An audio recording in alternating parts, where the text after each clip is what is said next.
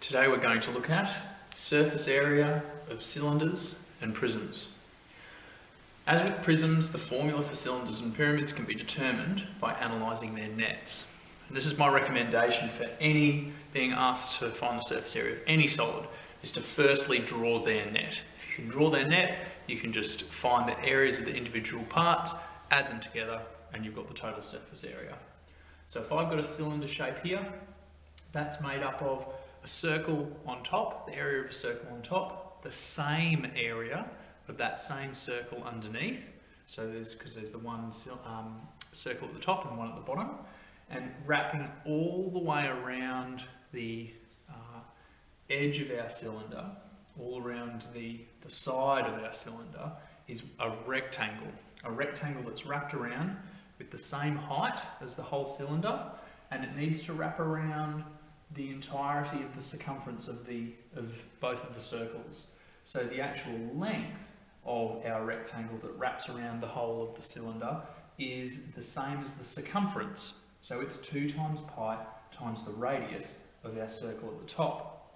So if we have a look, we've got 2 circles, and the area of each circle is pi r squared. So that for our surface area, I have pi r squared plus pi r squared, so 2 lots of pi r squared. And then for the area of our rectangle, the area of our rectangle is length times width.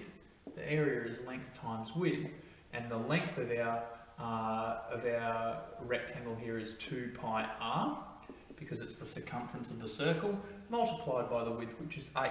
So 2 pi r times h. So that means our surface area for our cylinder, our total surface area, is 2 pi r squared plus 2 pi rh. So this term comes from the circles, from the circle at the top and the circle at the bottom, and this term here comes from the area of our rectangle that wraps around the sides of our cylinder. If you like, we can take the common factor of 2 pi r out of both of these terms and factorise it to get 2 pi r times r plus h, but it's not necessary.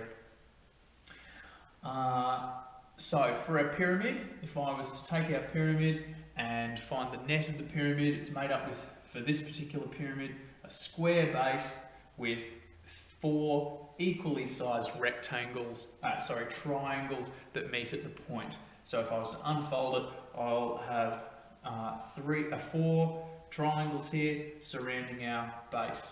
So for my base in the middle, the area of that's a square, so the area of that shape will be base squared. I've got 4 identical triangles here, and each of these triangles have a base of b and a perpendicular height of h. So their areas will all be a half base times height, and I've got 4 of them. So I've got b squared here, which is the base, the square base, area of the square base of the pyramid, plus 4 times, because I've got 1, 2, 3, 4 triangles, multiplying by the area of one of those triangles. So a half times base times height. The 4 times a half simplifies to 2. So I'm left with the area, the surface area for my pyramid being b squared, the base squared, plus 2 times the base times the height. If we have a look at some examples now, we're being asked to determine the surface areas of the following shapes. Firstly, we've got a cylinder, then we've got this half cylinder here, and then we've got a pyramid as well. So for our cylinder, we've got our 2 circular ends, so 2 times pi r squared. We've got our shape, our rectangle that wraps around the middle. So we've got 2 pi r squared for our 2 circles, and our 2 pi r times h for our rectangle wrapped around the middle. So our radius is 5, so this is r here, and our height here is 25 metres. So substituting those values in, so 5 for r, 25 for h, and if we simplify this, we get 300 pi. Now this is the exact value. That's exact value, because we've left it in terms of pi. If you ever asked for an exact value, you usually leave it in terms of pi, or leave it in terms of the exact number that we actually have there. But what we can do is, often that's doesn't mean an awful lot. So what we can do is multiply our 300 by pi, and we get approximately 942 square meters. So that's our surface area for our first cylinder. Now for our second cylinder, we can't just substitute into a formula here. We need to really think about what shapes this shape is made up of. So what surfaces this shape is made up of.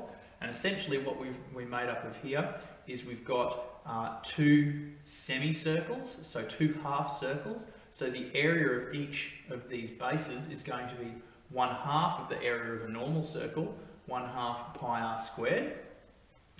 And we do have some of around the outside is wrapped around with a rectangle that's wrapped around half of the way around the actual cylinder.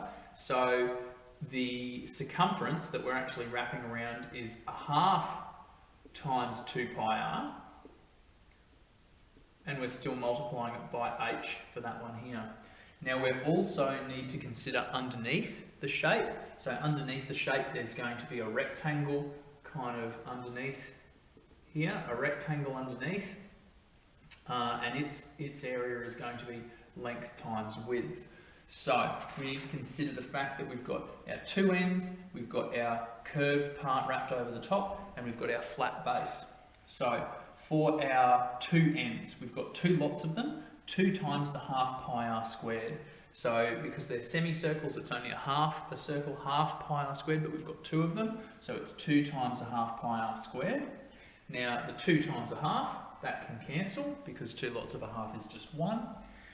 We've also got our part wrapping over the top, which we've determined the area of here is going to be 1/2 of the circumference, 1/2 times 2 pi r, times h, the height here of our shape. So once again, our 1/2 times 2, that can cancel, so 1/2 times 2 is 1. So we're left with just pi r h, and then we've got our length times width on the bottom. So we need to think about substituting in here. Now our diameter of our circle is 4 centimetres, and half of that diameter is going to be the radius. So the radius is actually 2 centimetres. So we substitute in our value for r. R in this case is 2, and our value for our height is 8. Our length is 4 centimetres, and our width is 8 for our shape on the bottom, length times width, 4 times 8. So we can see here, substituting in our radius of 2, height of h, length of 4, okay, because it is still the full length there, and width of 8 centimetres there. So simplifying this, we get as an exact value 20 pi plus 32, and if we were to insert that into our calculator and get an approximation, it's approximately 95 square centimetres. Lastly, we have a square base pyramid here, all lengths along the base of 2 metres, with our perpendicular height of our triangle here being 3 metres. So the surface area of our triangle is going to be that base, which is base squared. And then we've got 4 triangles, all of 1/2 base times height. So we've got our 4 times 1/2 base times height, which you remember is 2bh, because the 4 times 1/2 is equal to 2. So we're left with the 2bh here. We can substitute in our values for b being 2. So our value for b is 2, and our value for h is 3. So 2 squared plus 2 times 2 times 3, substituting in, and we get that the surface area of our pyramid here is 16 square metres.